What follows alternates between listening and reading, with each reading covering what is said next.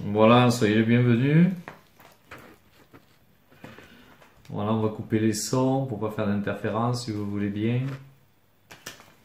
Dieu est bon, hein. Hier soir, j'étais en train de prier pour une personne, là, alors, on est au téléphone du Canada en ce moment. C'est, voilà, bon, je le sais, hein. Il y a autant de besoins au Canada qu'ailleurs, je m'aperçois. Et donc, c'était pas prévu, hein. Et puis, c'est parti en délivrance, quoi. Et c'est beau de voir combien le Seigneur connaît les cœurs. Hein, et combien les personnes, en fait, même sont surprises de ce qui se passe pour elles. Hein. Et donc, on a commencé à prier, et ça a été de grosses délivrances par rapport au passé, à la dépression, à la prise de drogue.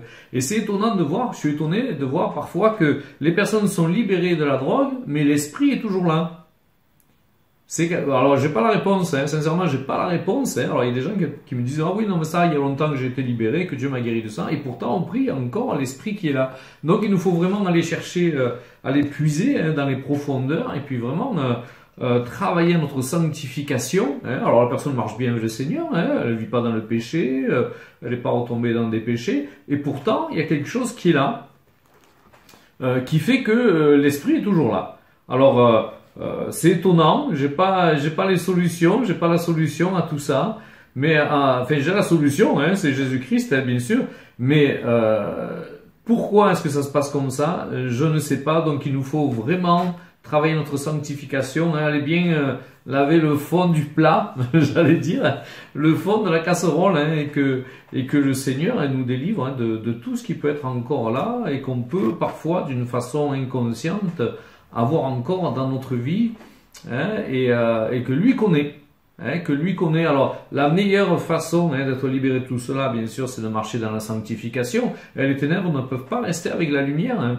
Si tu vis encore dans les ténèbres et tu continues à aimer les ténèbres, c'est sûr qu'elles ne pourront pas partir de ta vie. Hein. C'est sûr qu'elles resteront là si on ne change pas notre mentalité, hein, si on ne change pas notre façon de voir les choses, hein, les ténèbres resteront. Et il nous faut toujours plus être éclairés de la lumière de Jésus-Christ pour que on soit libéré vraiment de tout ce qui peut être encore là, hein, qui stagne, hein, voilà la lie, hein, qui s'est déposée, hein, qui s'est déposée. Alors parfois, hein, cette image est bonne parce qu'on se dit, bon, tu débouches une bonne bouteille de vin, le vin est très bon, mais si tu secoues la bouteille, il y a de la lie, hein, et la lie est là.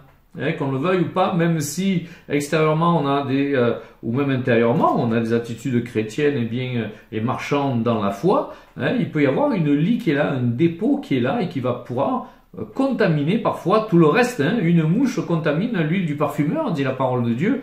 Hein, et donc voilà, faire attention à cela. Et je me souviens qu'une fois j'étais au téléphone avec un ami et il me donne ce passage, tiens, ce passage-là, ah, c'est bien. Et puis j'arrive dans la cuisine et au moment de me servir de l'huile, en fait, il y avait à l'intérieur il y avait une mouche. Je dis, Seigneur, il y a quelque chose qui contamine mon cœur. Hein, donc Dieu parle, hein, par les choses naturelles. Il nous faut être attentif à sa voix.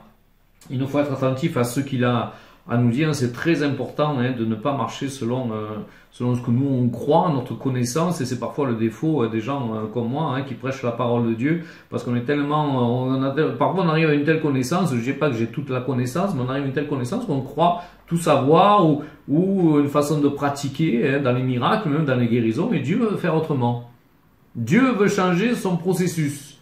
Mais nous on est tellement ancrés dans le processus dans lequel on a été établi, dans lequel on a marché pendant 5, 10, 20 ans, 30 ans, voilà, Dieu, du jour au lendemain, il change sa façon de faire. Hein, il change sa façon de faire. C'est comme si tu rentres dans une cuisine et quelqu'un fait le même gâteau que toi, mais en faisant différemment.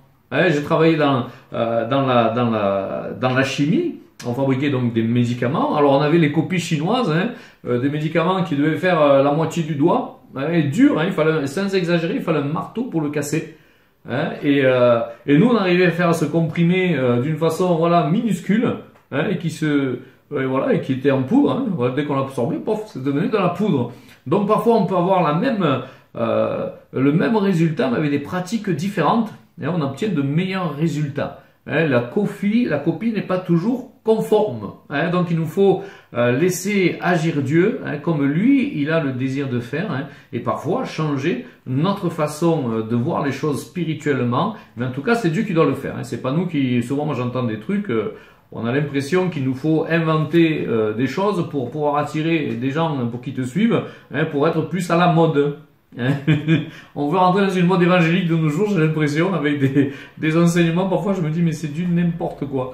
Hein, voilà, donc restons bien ancrés à la parole, surtout bien ancrés au Saint-Esprit. Alors, on va commencer, on va prendre un temps d'adoration, si vous le voulez bien.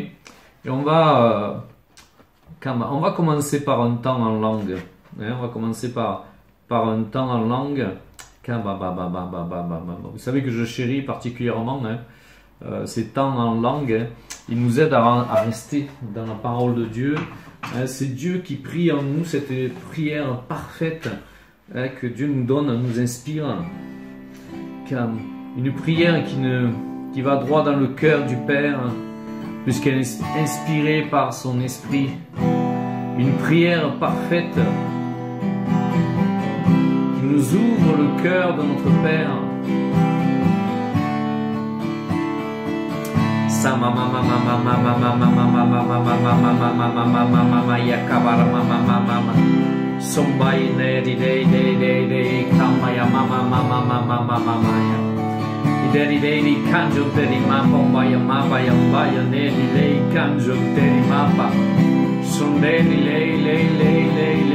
Laisse-toi bercer vraiment. Je vois le Père qui veut nous bercer comme un papa berce son enfant. Et ce mot Père dans la Bible est mal traduit, parce que le mot Abba en hébreu est l'expression la plus tendre qu'un enfant peut donner à son papa.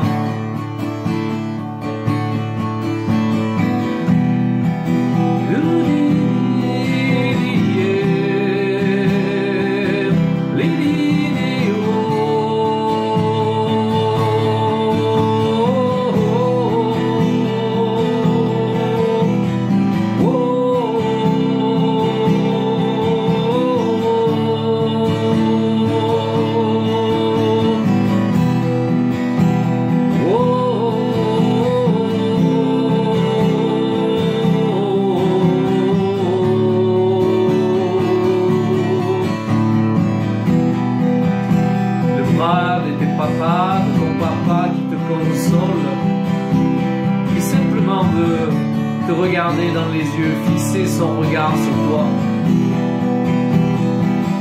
Car les yeux font partie de la communication, de l'échange, de l'âme envers l'âme, de l'esprit envers l'esprit. Et notre papa veut fixer son regard dans tes yeux, parce qu'il a son amour à te transmettre. Oh.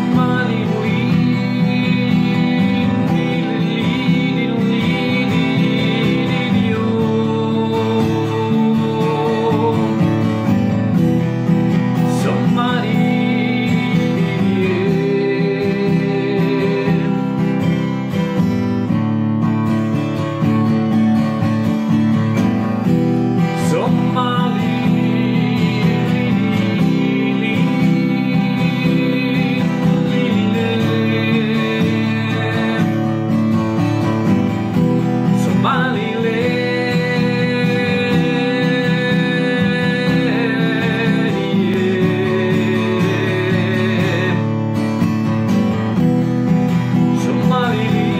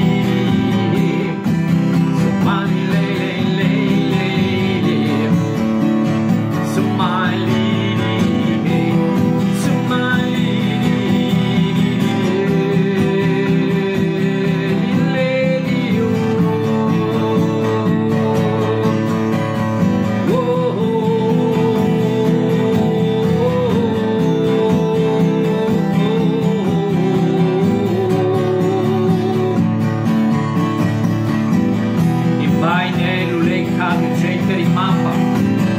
Somali lei cambio di mappa. Somali lei cambio gente di mappa. Somali lei cambio di mappa. Paio gente di baioneri dei caggio di mappa. I baioneri dei e caggio di mappa. Un baioneri lei caggio di mappa. Un baioneri dei cambio gente. Laisse-toi saisir par l'esprit. Son baioneri lei cambio gente di mappa. I baioneri dei caggio di mappa. Son baioneri lei caggio di mappa. Baioneri. Sa baioneri dei caggio di mappa. Dei cambio gente di mappa. Su baioneri baio gente di mappa. Baioneri dei baio mamma mamma mamma mamma mamma mamma mamma mamma mamma mamma ya cavallo gente di nei. Con baioneri caggio di mappa. Sono baioneri dei caggio di mappa. I pidi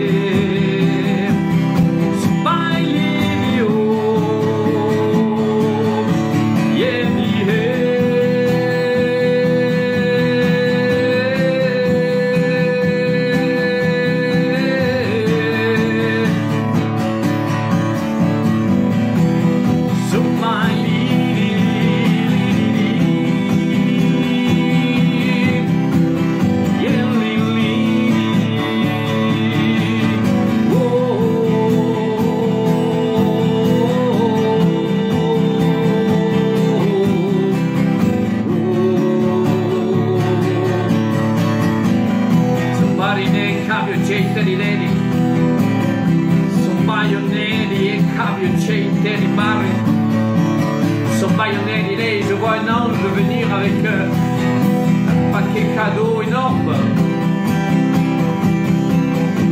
Rentre dans la communion, dans la communication du Saint-Esprit. Il m'a dit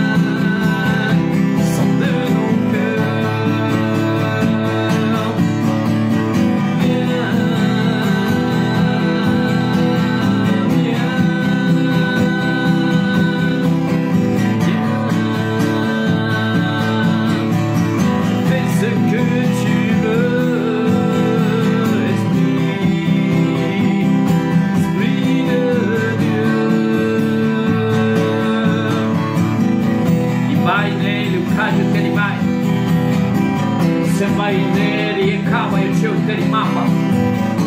I baioneri lei caggio di mappa dena. So baioneri lei cambio cederi ma paio neri, son paio neri e cambio cederi neri. San paio neri dei cambio cederi ma brondena, son paio neri lei cambio cederi ma paio neri. Whoa.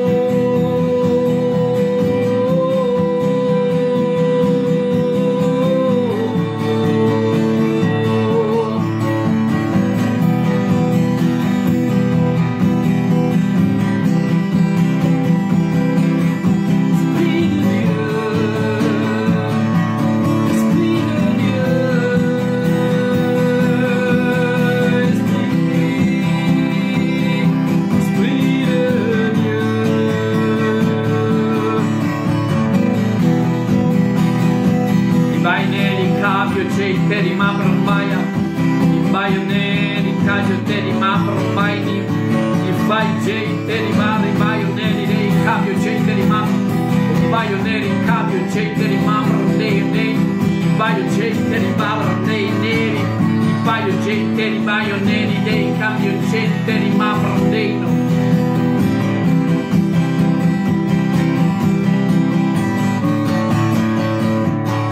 Il paio neri dei cova, il paio gente di bai, mai cacchio te di bai neri, mani lei cavallo neri dei cava, son paio neri.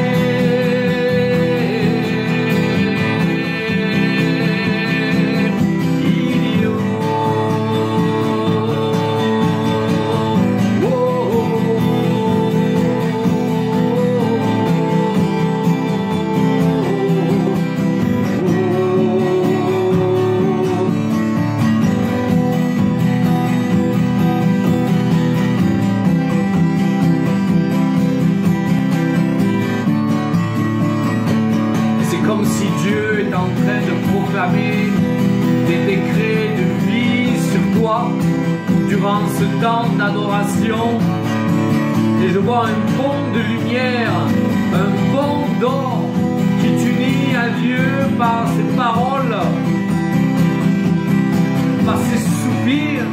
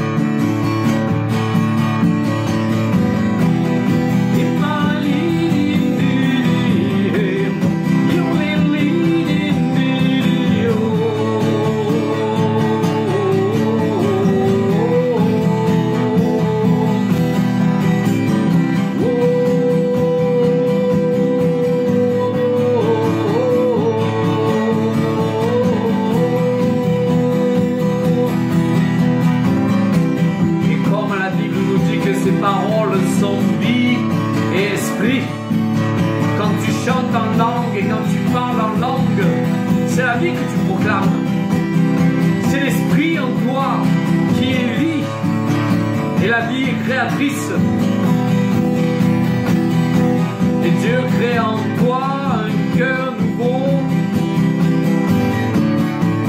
une adoration qui va imprégner ta vie.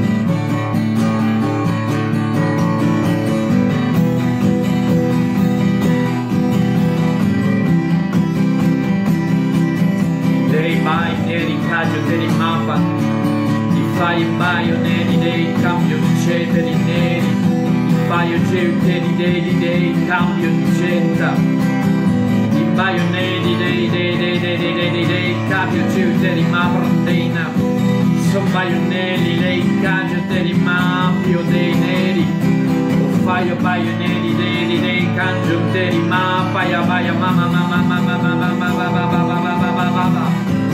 son baio neri dei cangio ma prondei ma baia neri, o baio neri dei cangio ma pio dei neri, son baio neri dei cangio ma prondei, o baio geuteri dei cambio dei now, son baio neri dei cangio ma prondei o ne baio geuteri baio neri dei cambio centuri mamba, avvio baio neri dei cangio ma prondei, avvio baio neri dei cangio ma pio baio neri, avvio mamma maia cangio ma prondei, avvio geuteri baio neri dei cangio mamba, in baio mamma maia cangio mami, baio geuteri neri cambio centuri mamba baia mamba, avvio baio neri e cangio ma prondei na, baio geuteri baio mari e cambio geuteri baio neri, son baio neri cangio ma prondei, in baio mamma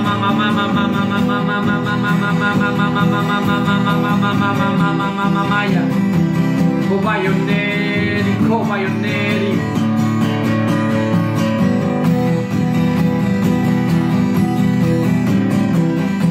il est là, ce tourbillon de lumière qui vient sur la France, il approche, il grandit.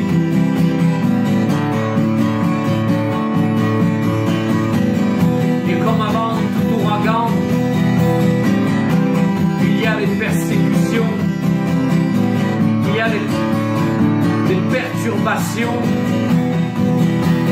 mais elles annoncent le règne qui vient, la puissance de Dieu, l'action.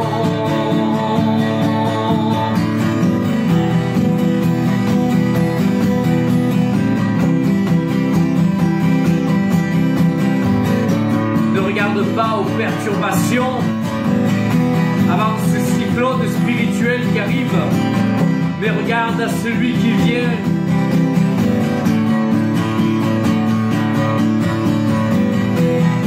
vent violent qui va nous entraîner sur les hauteurs.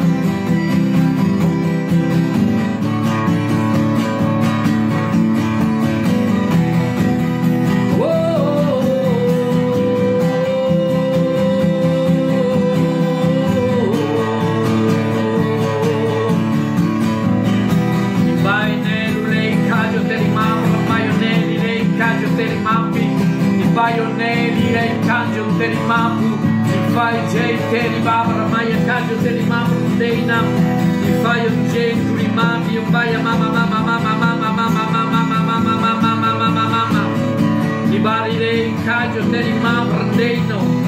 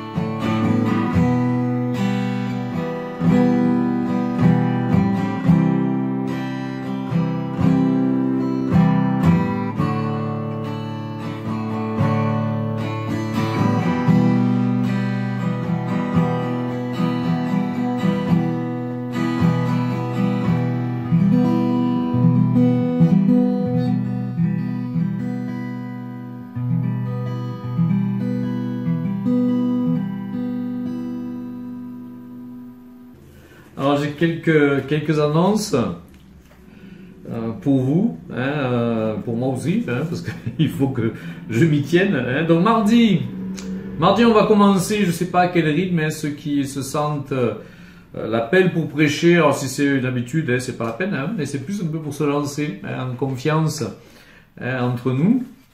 C'est pas une question de mettre une note, on va pas sortir les petits cartons 10, 5, 3, c'est pas une question de ça, c'est surtout un temps où on peut prendre de l'aisance et du confort dans la prédication. Alors c'est un temps qui sera donné, ce sera de 20h à 21h. On va voir si on fait ça une fois par mois, tous les 15 jours. Mais c'est sûr que d'apporter la parole, ça nous incite à aller chercher un peu plus loin.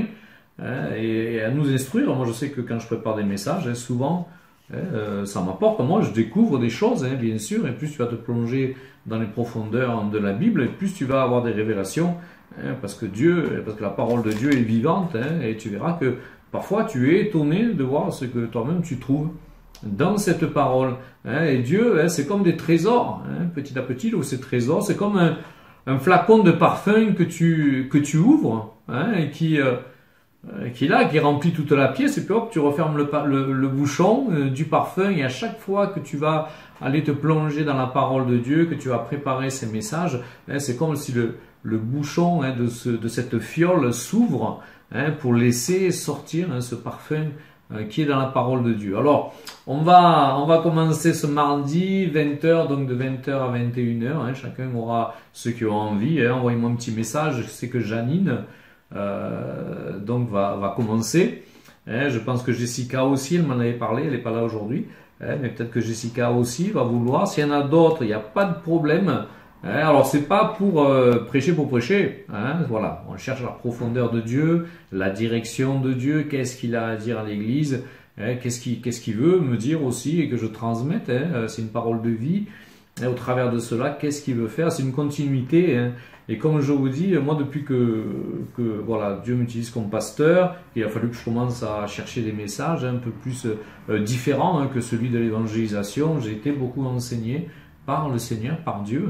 J'ai été beaucoup enseigné par lui, par sa parole. Et ça nous aide à tenir en même temps le même fil conducteur dans un sujet particulier et de voir beaucoup de passages bibliques. Comme je dis souvent, moi j'entends des propos dans lesquels on a tous pu les avoir. Non, mais la Bible elle dit ça, mais elle ne dit pas que ça.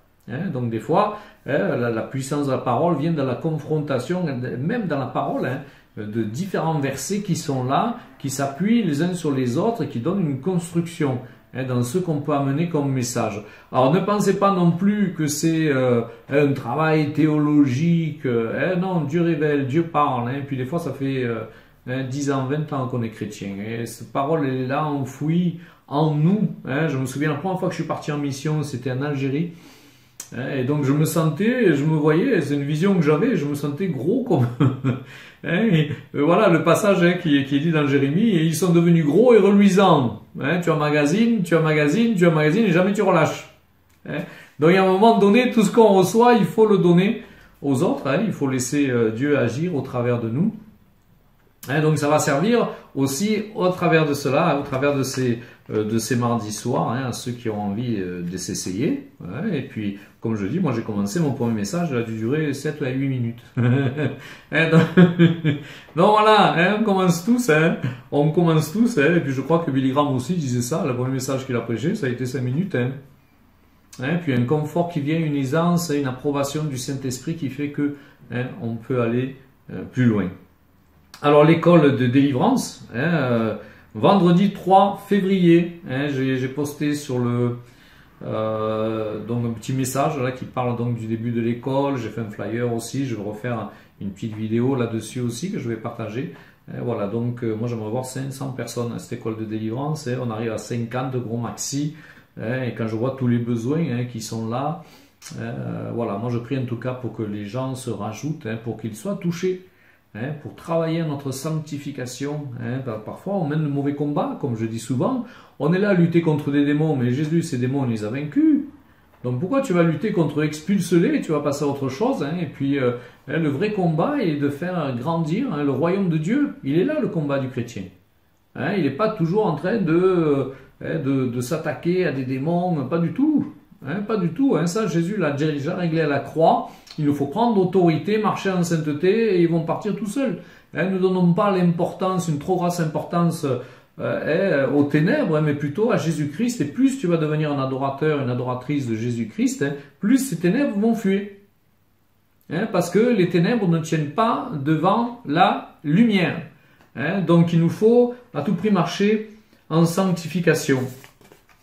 Voilà, alors je ne sais pas si quelqu'un a reçu une vision, une parole durant ce temps.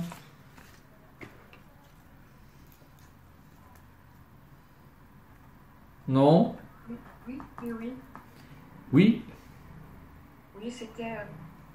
Alors bien fort s'il te plaît, bien fort s'il te plaît, voilà. C'était un courant d'eau vive qui tombait dans une bouche, enfin un trou, pas une bouche mais un trou, mais le bord du trou était noir. Et ce torrent d'eau vive remplissait, je ne voyais pas le fond du torrent, hein. Je voyais que la bouche, voilà, l'ouverture. Et le torrent coulait, et au bout d'un moment, ça a commencé à inonder. Le trou était plein et ça a commencé à se déverser. Amen. Amen. On est des vases, hein, elle dit la Bible. Hein. On est des vases, hein, d'honneur. Hein. Merci Janine, hein, pour cette parole. Je ne sais pas si d'autres ont reçu une parole qu'ils veulent partager.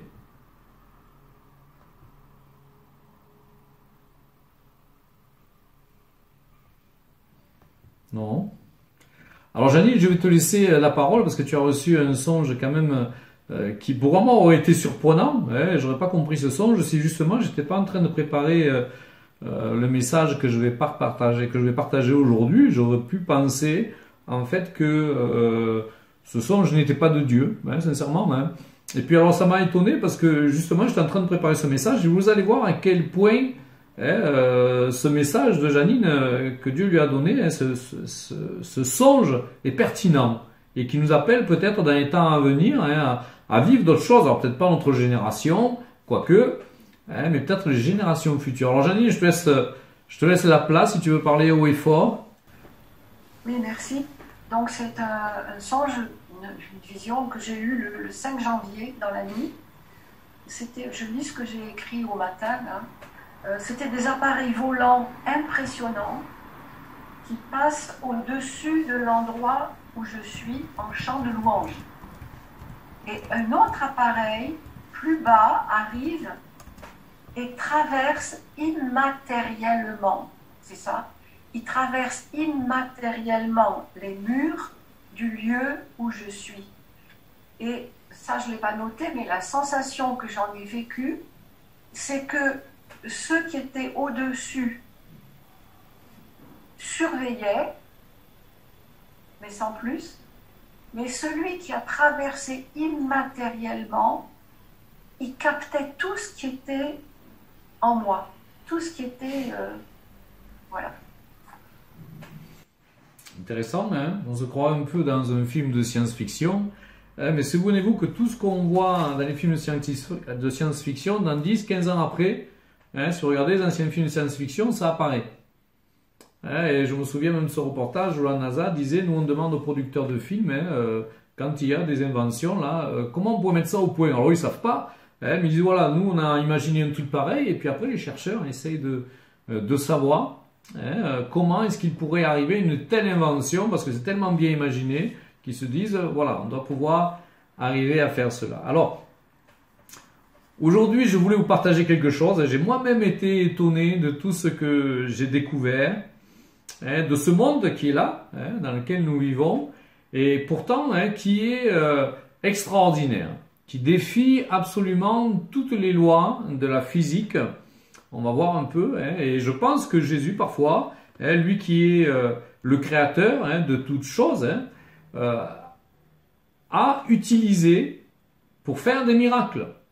Alors, j'ai pris quelques exemples qui sont vraiment déterminants. Maintenant, Dieu cache des choses, hein, parfois il en révèle, mais en tout cas, on va voir que ça fait partie d'un monde qu'il a créé, qui est avec nous hein, depuis X temps, dont nous faisons partie, hein, que nous ne nous apercevons pas certainement, qui a été déjà avec Einstein trouvées, mais il n'avait pas les instruments, les mesures pour quantifier tout cela, pour l'analyser. Il savait que ça fonctionnait, mais il ne savait pas comment fonctionnait ce monde.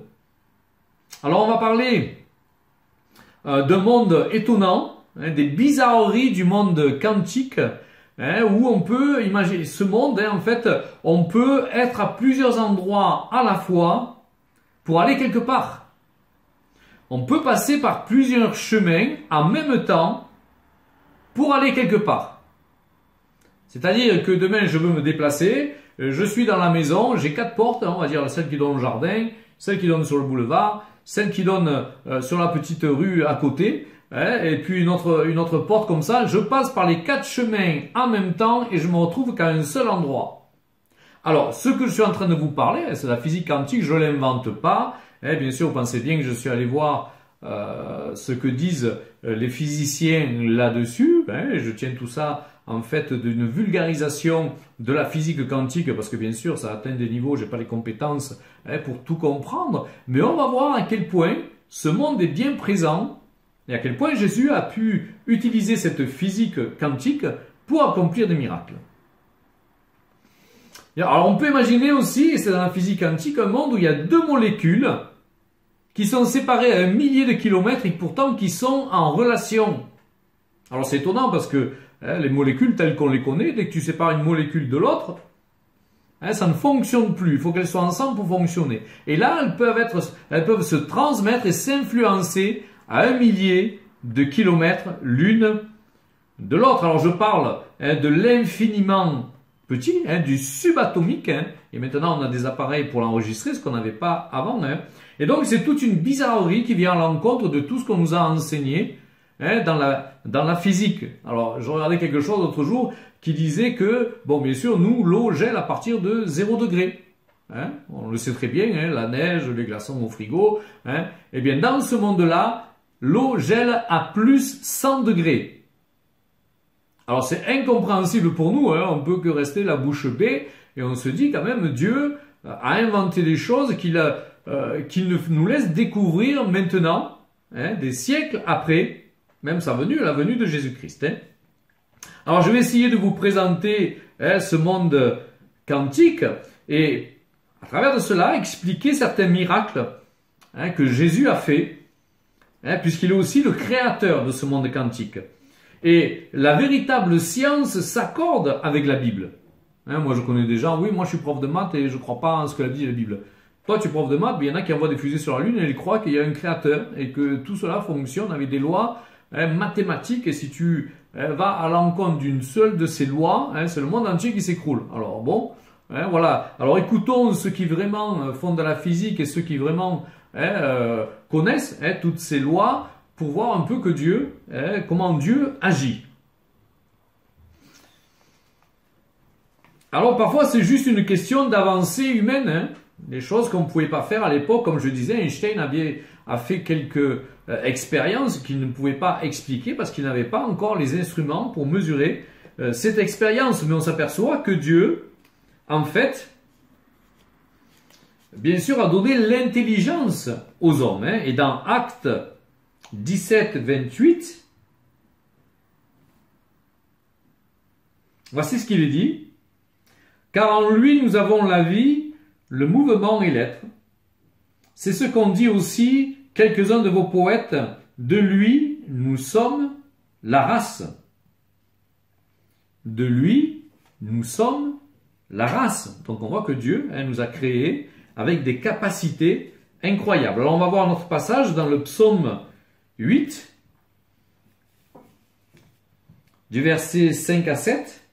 Qu'est-ce que l'homme pour que tu te souviennes de lui? Et le fils de l'homme pour que tu prennes garde à lui? Tu l'as fait un peu inférieur à Dieu. Et tu l'as couronné de gloire et de magnificence. Tu lui as donné la domination sur les œuvres de tes mains. Tu as tout soumis sous ses pieds. Donc nous avons bien sûr quelque chose de divin. Nous n'arrivons pas bien sûr à la dimension de Dieu. Nous arrivons à faire des choses extraordinaires, dans le bon sens, comme extraordinaires dans le plus mauvais. Puisque quand on n'a pas Dieu, bien sûr, la mauvaise part, on va dire, qui est en nous, qui n'appartient pas à Dieu, est capable de beaucoup de choses mauvaises. Donc il a donné à l'homme de percer certains secrets. Dans ce monde quantique, on s'aperçoit que dans le monde physique normal, si nous aurions un mur avec 2 portes, on va dire, ou 2 trous, si on jette un objet, il n'y a pas 50 choix. Soit il s'écrase sur le mur, et il se casse, on va dire, soit il passe au travers d'une porte. Dans le monde quantique, quand tu envoies un objet sur un mur, il passe par tous les endroits en même temps. Il n'y a plus de barrière physique. Alors ça revient un peu au songe qu'a reçu Janine. Il passe en même temps par les 2 portes et il passe en même temps au travers du mur. C'est pas évident, hein? Donc on s'aperçoit qu'il y a une quantité infinie de portes par lesquelles un objet, on dira même un être humain, peut passer. Et c'est quelque chose qui est extraordinaire et que nous ne pouvons pas réaliser, nous, physiquement ici, bien sûr, puisque nous n'avons que le choix, soit nous, ça serait nous, de passer par une des portes si on veut traverser ce mur. Mais dans la physique quantique, c'est complètement différent.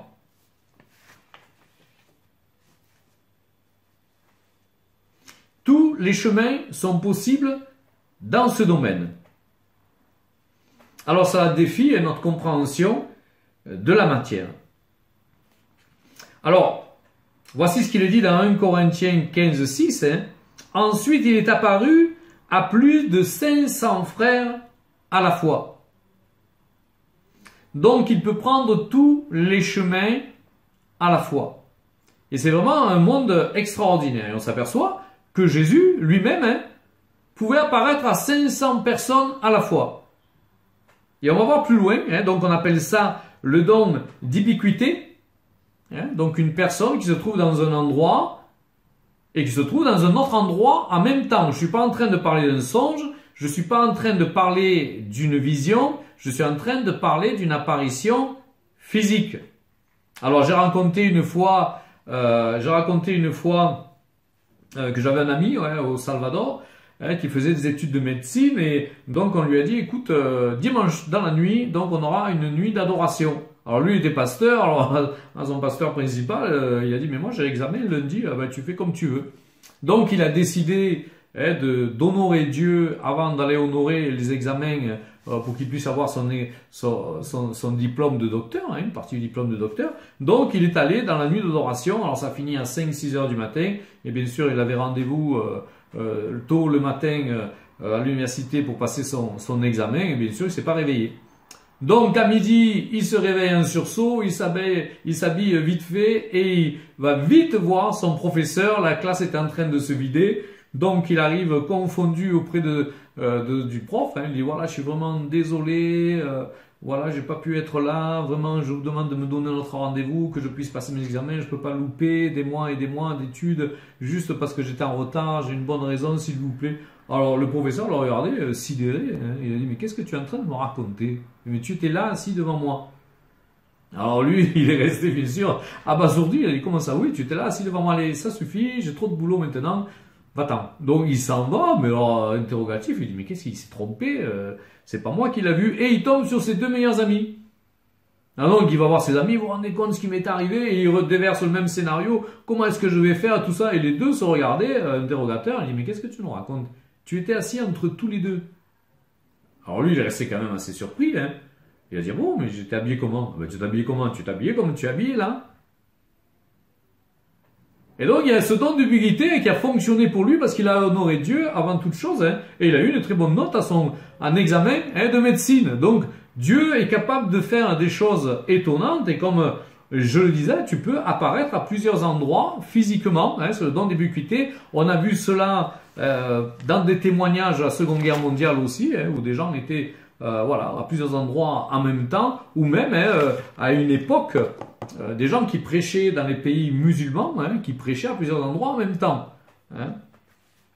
Alors le monde quantique peut paraître fou, et pourtant il est régi par des lois bien à lui. Dieu ne crée rien qu'il ne peut pas maîtriser. L'homme crée plein de choses qu'il ne peut pas maîtriser, ne serait-ce que la bombe atomique. Et qui a l'intelligence et la logique de Dieu. Donc, Dieu extraordinaire, Dieu puissant, et on voit que ce monde quantique, on va le voir, qui est le monde subatomique, et c'est encore plus petit que les atomes, donc, qui se rapporte à des particules, à des distances, à des dimensions inférieures que l'atome. Donc, on parle vraiment de choses incroyables.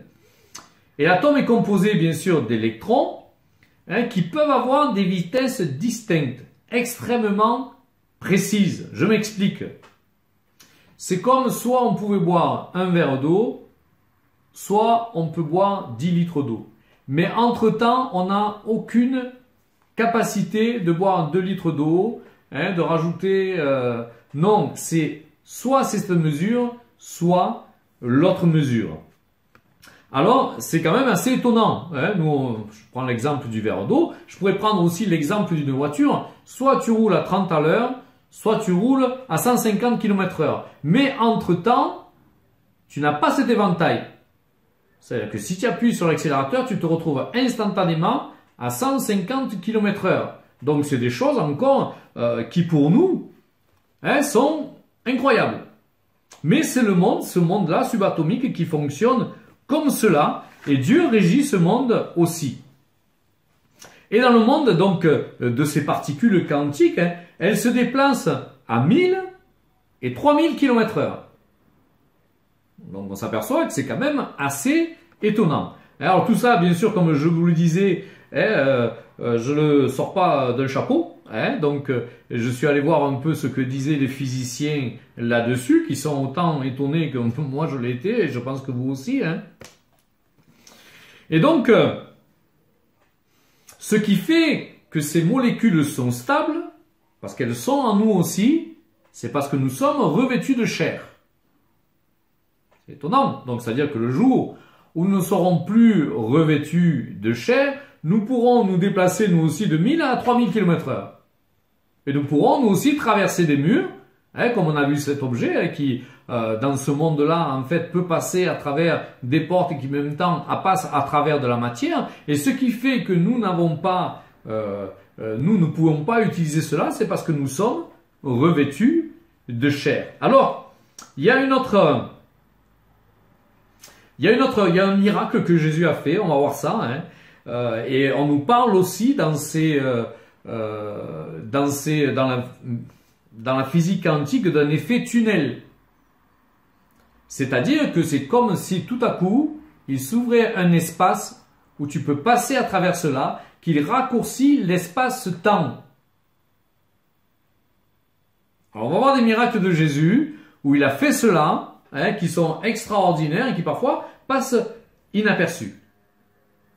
Donc c'est comme s'il passait dans un tunnel, et donc il pouvait se retrouver ailleurs, dans une autre dimension. Et on voit que Jésus, dans ce qui est dans ce don d'ubiquité, a pu aussi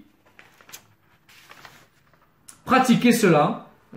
Et donc c'est comme si nous voyageons, si nous pouvions voyager dans une autre dimension instantanément. Et la molécule passe au travers de choses solides, une porte, un mur, donc d'une façon très rapide. Alors tout ça, je le disais, je le tiens d'un scientifique qui s'appelle Julien Bobroff, qui est physicien, qui travaille à l'Université de Paris et au CNRS. Il fait des conférences de vulgarisation de la physique quantique. Alors on va voir, avec tout ce que je viens de dire, sur la traversée des matières, et puis sur la rapidité, on va voir si Jésus a lui-même fait cela. Alors on va prendre Luc 4,30, où il est dit, et on va voir une autre façon de penser l'évangile aussi, mais Jésus passant au milieu d'eux, s'en alla. Jésus passant au milieu d'eux, s'en alla. Moi je pense qu'il a pu traverser les corps, sans problème. Pourquoi? On va le voir encore avec d'autres miracles. Alors souvenez-vous aussi qu'il y a d'autres passages dans la Bible, et on va voir cela. Jésus vient d'être crucifié, une persécution s'est levée, contre les disciples qui se cachent. Et dans Luc 24, 35 à 39,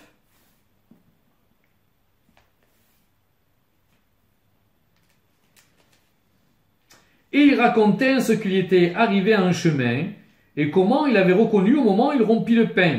Tandis qu'il parlait de la sorte, lui-même se présenta au milieu d'eux. Donc on peut supposer qu'avec la persécution, ils étaient tous cachés, terrés dans la maison, et il leur dit « Paix soit avec vous, saisis de frayeur et d'épouvante. » Vous imaginez, tout à coup, il vous apparaît quelqu'un.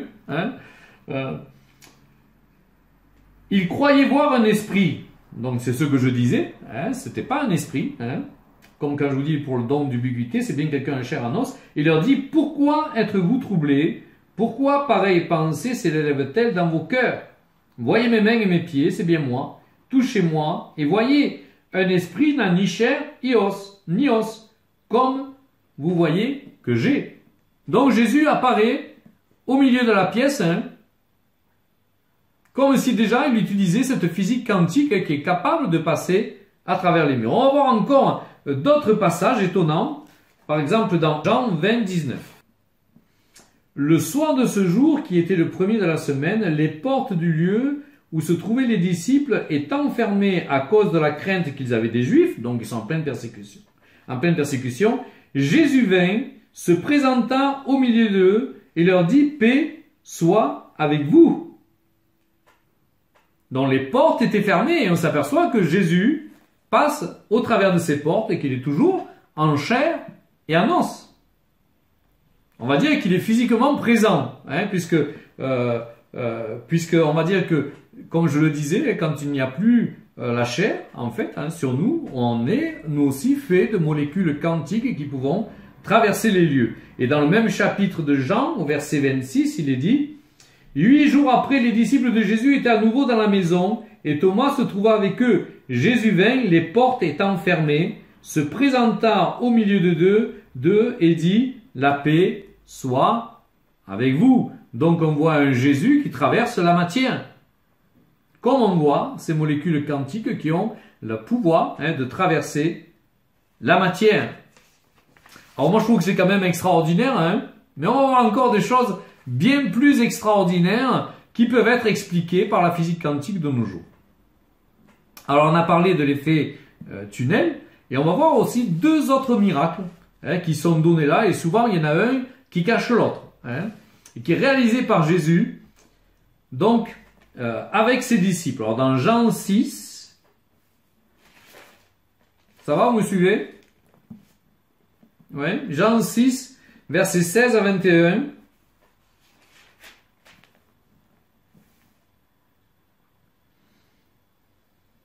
On va prendre le 15 même. Et Jésus, sachant qu'ils allaient venir l'enlever pour le faire roi, se retira de nouveau sur la montagne lui seul. Quand le soir fut venu, ses disciples descendirent au bord de la mer. Étant montés dans une barque, ils traversaient la mer pour se rendre à Capernaum. Donc on nous donne la direction. Il faisait déjà nuit et Jésus ne les avait pas encore rejoints. Il soufflait un grand vent et la mer était agitée.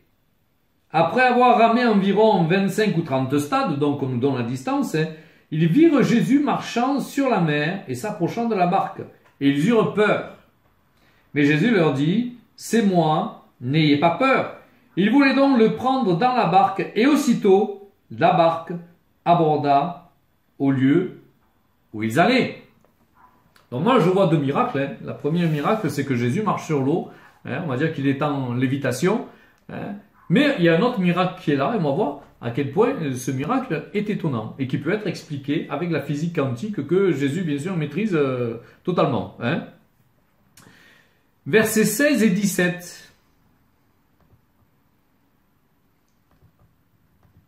Versets 16 et 17. Donc,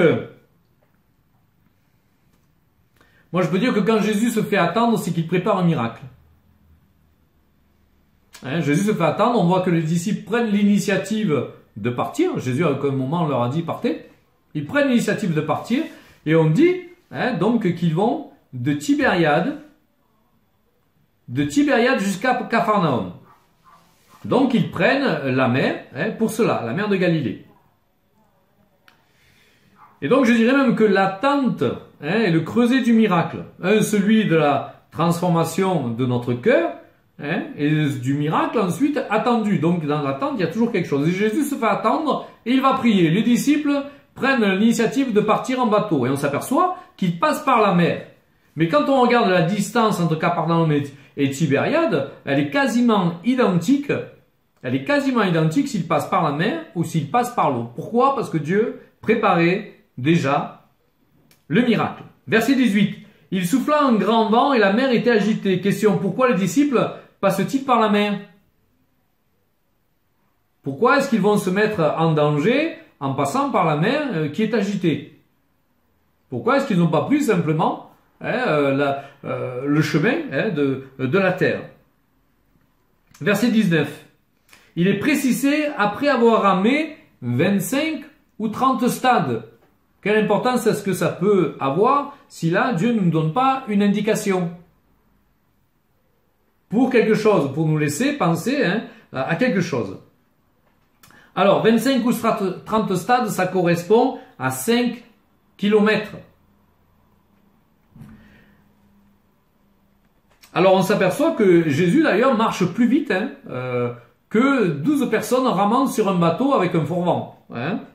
Et donc, la distance est précisée, comme je le disais, jusqu'à Capharnaüm. Et donc, cette distance-là, j'ai vérifié, fait environ 13 kilomètres. Et on nous dit que les disciples ont déjà ramé 5 kilomètres. Donc, il reste 8 kilomètres à parcourir. Ça va? Vous êtes toujours avec moi? Il reste 8 kilomètres à parcourir. Au verset 20, Jésus dit, « C'est moi, n'ayez pas peur. » Mais aussi, quand tu vis dans la crainte, tu ne reconnais pas Jésus. Tu vis dans la crainte, tu vis dans tes émotions. Tu ne peux pas reconnaître Jésus. Mais on s'aperçoit d'une chose. On va passer l'épisode de Pierre qui sort de la barque, mais il est dit qu'ils voulurent le prir dans la barque. Et aussitôt, elle aborda le lieu où ils allaient. C'est-à-dire qu'on va dire en une seconde, ils font 8 kilomètres. Et quand je lis la Bible que j'ai de la traduction que j'ai, il est dit qu'il y a une compression dans l'espace et dans le temps. Comment est-ce que tu peux faire 8 km en une seconde? Alors je suis allé chercher un peu plus loin. Et donc, s'il fait 8 mm en une seconde, donc il fait 8 km donc en une seconde, 1 heure c'est 3600 secondes. Donc 3600 secondes multipliées par 8, ça fait du 28 800 km/h. C'est pas moi qui le dis, c'est la Bible. Il fait du 28 800 km/h. Première possibilité et première hypothèse. Donc soit il y a une accélération brusque jusqu'à cette vitesse de 28 800 km/h, ce que je disais, les atomes peuvent aller de 30 km/h à 1000 ou 2000 ou 3000 km/h sans cet éventail de poussée qu'il peut y avoir, qui nous fait, que l'on connaît quand on conduit ou quelque chose d'autre. Donc la Bible en araméen dit qu'il y a une contraction par espace-temps. Ça peut être aussi une voie, puisque le temps par lui-même n'existe pas. Le temps, par lui-même, n'existe pas. C'est Dieu qui l'invente. C'est un concept complètement abstrait. Alors, il n'existe que par le mouvement de certains astres. Dans Genèse 1,14, il dit « Dieu dit qu'il y ait des luminaires dans l'étendue du ciel pour séparer le jour d'avec la nuit, que ce soit un signe pour marquer les époques, les jours, les années.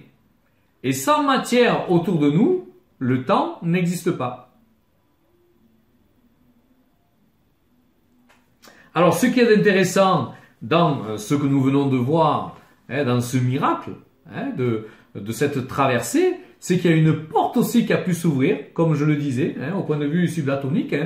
Tu as des portes qui s'ouvrent espace-temps, et tu traverses tu te retrouves dans un autre endroit en une seconde.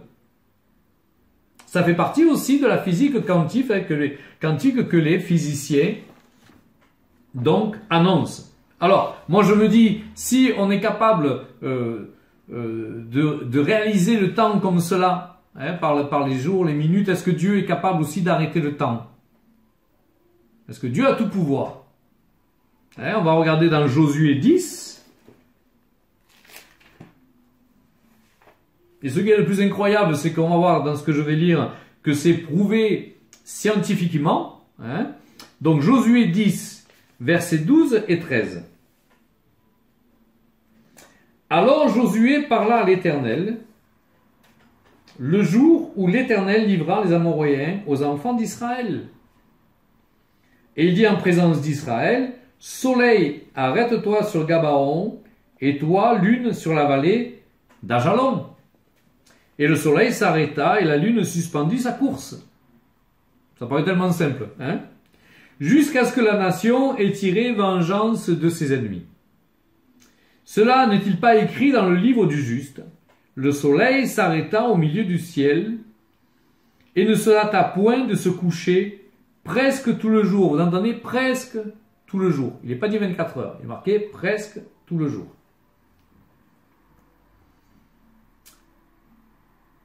Il n'y a point eu de jour comme celui-là, ni avant, ni après, où l'Éternel ait écouté la voix d'un homme, car l'Éternel combattait pour Israël. Donc on s'aperçoit qu'il y a un miracle étonnant qui est là, et ce qu'il y a de plus incroyable dans tout cela, hein, c'est que, en fait, dans la version originale, Josué ne donne pas l'ordre au soleil de s'arrêter, mais lui dit « fais silence ». C'est pas étonnant ça. Bon, tu demandes à quelqu'un de faire silence quand il fait du bruit, mais lui il dit « fais silence ». Et il est donc prouvé maintenant, scientifiquement, hein, bien sûr, que le soleil chante. La Bible nous le dit, que toute la création chante à la gloire de Dieu, mais nous le découvrons maintenant. Et donc quand il dit « fais silence », il est dit, hein, par les physiciens toujours, que le soleil émet un son, une diminution de l'influence exercée par le soleil, par son champ, pendant quelques heures, et la terre tournerait lentement. Moi je suis émerveillé, moi je ne sais pas vous, est-ce que vous en pensez, hein, mais Josué ordonne quelque chose, nous, hein, on aurait dit, la terre tu t'arrêtes, c'est ce qu'on nous a enseigné, mais quand tu vas voir le texte hébreu, il a dit, fais silence, tais-toi. Et ce son qu'émet la lumière, en fait, donc s'arrête. Et donc la terre arrête de tourner. C'est ce que nous dit la Bible. Hein. Et donc selon un astronome, hein, Totem, si ça vous intéresse son nom, hein, il s'agirait en fait de 23 heures et 20 minutes. Hein, comme il est dit, presque toute une journée. Presque toute une journée. Et ça c'est quantifiable. C'est quantifiable par les astronomes. Hein. Alors on dira, est-ce que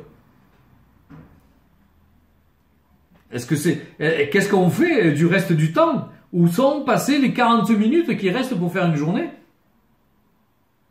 Alors on va les trouver aussi dans la Bible, d'accord? Dans 2 Rois 20,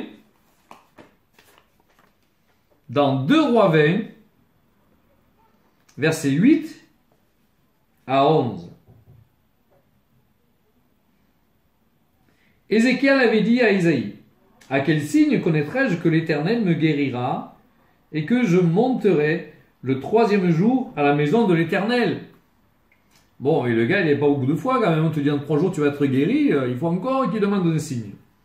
Et Isaïe dit, « Voici de la part de l'Éternel le signe auquel tu connaîtras que l'Éternel accomplira la parole qu'il a prononcée. L'ombre avancera-t-elle de 10 degrés ou reculera-t-elle de 10 degrés ?» Ézéchias répondit, « C'est peu de choses que l'ombre avance de 10 degrés, mais plutôt qu'elle recule de 10 degrés. » Donc il y a un inversement dans le temps.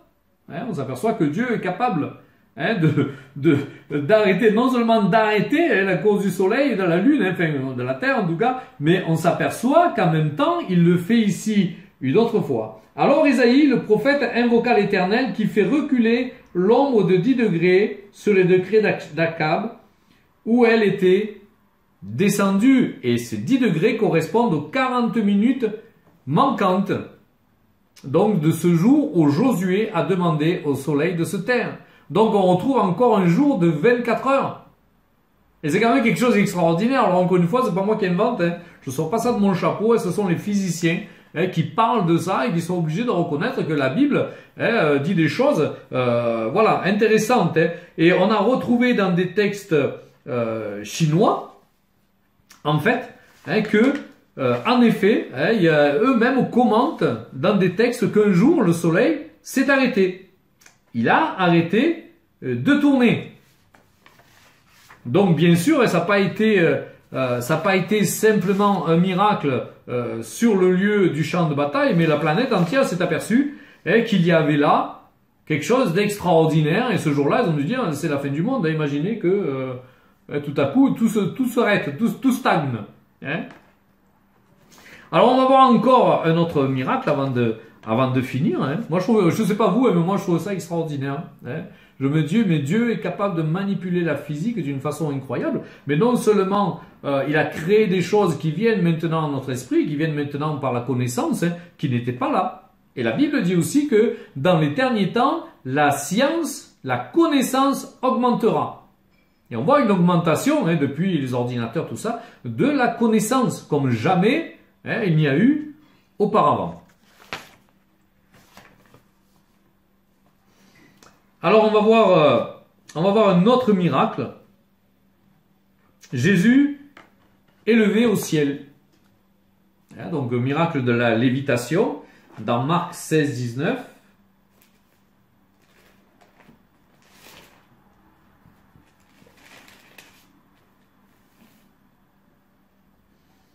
Le Seigneur, après leur avoir parlé, fut enlevé au ciel et il s'assit à la droite de Dieu. Alors pour ceux qui prêchent l'évangile, hein, et ils s'en allaient prêcher partout. Le Seigneur travaillait avec eux et confirmait la parole par les miracles qui l'accompagnaient. Hein, on va rester sur le verset 19. Le Seigneur, après leur avoir parlé, fut enlevé au ciel. Il s'assit à la droite de Dieu, tout simplement. Ouais, bon, ça paraît simple quand tu lis ça, tu te dis bon, ma foi, hein, pourquoi pas. Hein. Et donc, il apparaît aux disciples hein, avec son corps ressuscité. Hein. Et donc la lévitation n'est pas encore maîtrisée par les hommes. On va voir ce que les hommes ont mis au point là-dessus. Hein, mais c'est qu'ils viennent d'une onde quantique. On est capable de faire léviter les choses maintenant de plusieurs tonnes avec une onde quantique. Alors ça a été expérimenté et c'est encore expérimenté au Japon, hein, où on peut faire déplacer un train. C'est le record de vitesse à 603 km/h. Et ce train ne touche pas les rails. Il est élevé par une onde quantique au-dessus des rails. Donc un train, je suppose que ça pèse plusieurs centaines de tonnes. Mais on arrive à prouver encore hein, que la lévitation fait partie aussi hein, de ce monde quantique que Jésus a exploré. Alors ça a été découvert en 1911, hein, c'est pas nouveau, hein, par Einstein. C'est pas une science nouvelle, hein. Le monde quantique a été découvert en 1911 par Einstein. Et qui essaye de comprendre ce qui se passe mais n'y arrive pas. Et il n'a rien pour pouvoir quantifier les choses et pour pouvoir amener à bien toutes ces expériences. Hein. Il sait que ça marche mais il ne sait pas comment. Alors, comme je vous disais technologiquement, hein, c'est mis au point, mais c'est trop onéreux pour qu'on puisse le mettre au point. Et dans 1 Thessaloniciens 4,17, il est dit que nous serons tous élevés dans les nuées. Donc Dieu est capable de nous élever tous. Tous les chrétiens seront élevés dans les nuées. Et quand on marche sur l'eau, on peut facilement imaginer que Dieu a utilisé aussi ces ondes quantiques. Hein. Jésus a utilisé ces ondes quantiques pour pouvoir marcher sur l'eau hein, sans rentrer dans l'eau elle-même. Donc, je dirais rien de nouveau sur le soleil pour le Seigneur. Bien sûr, nous, nous découvrons ce monde de l'infiniment petit et qui est absolument incroyable. Moi, je suis sidéré quand je vois tout ça. J'ai pas tout répertorié, mais il y a des expériences qui sont faites complètement extraordinaires. Comment des objets peuvent traverser les murs, comment un corps peut traverser un mur, une porte fermée, comment est-ce qu'on peut avoir un trou espace-temps qui fait qu'on passe de je sais pas combien, de 20-30 km/h à 28 000 km/h. Comment est-ce que ce tunnel est fait là? Je vous ai raconté une fois d'un ange qui m'a visité où il y a une porte qui s'est ouverte, carrément c'est une fenêtre qui s'est ouverte où il est passé à travers la fenêtre. Donc c'est des choses qui sont employées parce que ce sont des choses que Dieu a créées. On ne parle pas de magie, de sorcellerie, ne faites pas dire ce que j'ai dit, ce que j'ai pas dit. On parle de choses physiques que Dieu connaît et que Dieu utilise pour faire des miracles au milieu de nous. Voilà, alors j'espère que ça vous aura un peu plus, suscité un peu plus, on va dire, de questionnement, en tout cas d'étonnement par rapport à ce que Dieu est capable de faire et le fait qu'il ne révèle pas tout aux hommes. Moi je me dis à l'époque des disciples, Jésus savait tout ça, pourtant il ne révèle rien. Il se fait à tous. Imaginez qu'il commence à parler des atomes subatomiques aux apôtres. Vous imaginez un peu, déjà qu'ils ne comprenaient rien, il fallait toujours qu'ils répètent ou qu'ils les mettent à jour, parce qu'ils disaient, vous n'avez encore rien compris. Alors imaginez un peu, avec des paroles simples, pour nous expliquer le royaume, ils n'y comprenaient rien, imaginez un peu, s'il aurait fallu qu'ils parlent de tout ça. Et moi je trouve qu'on a un Dieu extraordinaire dans sa création, un Dieu vraiment qui nous épate, qui nous étonne. Qui aurait imaginé une chose pareille? Qui aurait imaginé une chose pareille? Et je me dis que si dans ce monde-là, l'eau se gélifie à 100 degrés, je me dis, comme je le parlais la semaine dernière, que Job, pourquoi il a posé 13 à 15 questions au sujet de l'eau? Il y a parfois des versets comme ça qui nous viennent, on se dit, mais pourquoi il parle autant de l'eau? Qu'est-ce qu'il y a encore à découvrir? Pourquoi il marche sur l'eau? Pourquoi le baptême c'est dans l'eau? Est-ce qu'il n'y a pas encore des secrets qui sont là qu'il nous faut percer et arrêter de lire la Bible avec notre connaissance, avec tout ce qu'on a entendu et emmagasiné dans notre inconscient? Voilà, je sais tout. Ah oui, ce passage c'est bon, ce passage j'ai entendu, oui ça je sais. Mais est-ce que Dieu n'a pas d'autres choses à nous révéler? Est-ce qu'on n'a pas à rentrer dans une autre dimension avec le Seigneur? Est-ce qu'on n'a pas un éclairage nouveau du Saint-Esprit à recevoir sans enlever bien sûr l'essence de la Bible, le miraculeux de Dieu ou ce que Dieu veut nous apporter. Donc commençons pas à rentrer dans des trucs farfelus qui édulcorent le message de Dieu, pas du tout. Mais vous avez remarqué que je ne vous ai pas parlé de l'eunuque qui a enlevé. Pourquoi je n'ai pas parlé de lui? Parce que la Bible à ce moment-là nous dit que c'est le Saint-Esprit qui l'a fait. Dans les passages que je vous ai cités, jamais il n'est parlé du Saint-Esprit. C'est comme si Jésus utilisait des choses naturelles qu'il a créées. Mais avec l'eunuque, il est marqué le Saint-Esprit le prit et l'amena ailleurs. Donc c'est différent. Là, il y avait une action pour moi de l'Esprit. Je suis prêt à recevoir vos messages si vous voulez qu'on parle différemment de cela. Je n'ai pas de problème avec ça. Mais en tout cas, personnellement, moi je dis qu'encore une fois, les scientifiques rejoignent la Bible. Alors qu'ils l'ont contredit pendant des milliers d'années, la Terre est plate. Non, elle n'est pas plate, elle nous parle de la courbe de la Terre. La Bible nous parle aussi de la route des vents. Oui, il y a une route des vents. Ça nous paraît naturel maintenant, mais pendant des siècles, c'était ignoré. Et si les Anglais ou les Espagnols ont eu la domination sur les mers pendant des siècles, c'est parce qu'ils avaient compris qu'il y a une route des vents. C'est même route que prennent maintenant les avions. Ils ne vont pas d'un point A à un point B, mais souvent, ils font tout un tour parce qu'ils se laissent porter par le vent. Alors il y a beaucoup plus de kilomètres, mais ils arrivent beaucoup plus rapidement sans avoir consommé autant de carburant. Donc, ne soyons pas un peu dans l'obscurantisme, je dirais, parce qu'avant, rappelez-vous que quand on voyait bouillir la casserole avec le couvercle dessus, on disait c'est le diable. Alors, ne soyons pas dans l'obscurantisme qui nous dit comme ça, non mais la science, non. Dieu utilise la science, c'est lui qui l'a inventé. Et l'homme court derrière tout cela, mais Dieu a déjà les réponses. Voilà, c'est ce que j'avais envie de vous partager. Moi, j'étais émerveillé en lisant tout cela. J'ai été vraiment, j'ai trouvé ça extraordinaire, la façon que Dieu a de faire les choses et de les cacher et de les révéler quand il veut.